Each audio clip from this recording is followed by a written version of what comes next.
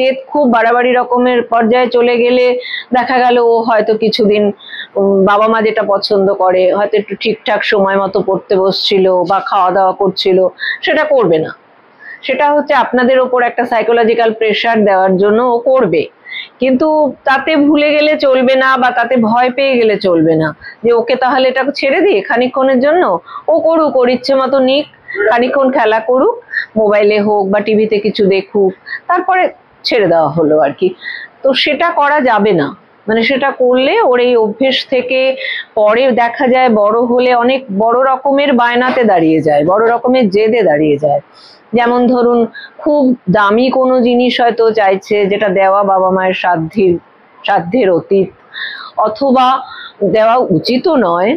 যে কোনো জিনিসই আমি বাচ্চাকে দেবো কেন যেটা কিনা ওর কোনো উপকার করবে না, সেই জিনিসটা তো আমি বাচ্চাকে দেবো না।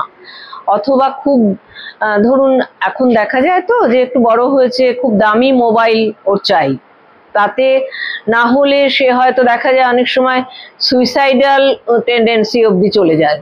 অথবা খুব দামি মোটর বাইক, যেটা কিনা ওর তো কোনো প্রয়োজনে আসবে না, সেটাতেও ও ঝুঁকে পড়ে, সেই জিনিসটা ওর চাই, না পেলেই তখন ভীষণ রকমের বায়না, ভীষণ রকমের কথা না শোনা, এ সমস্ত শুরু হয়ে যায়।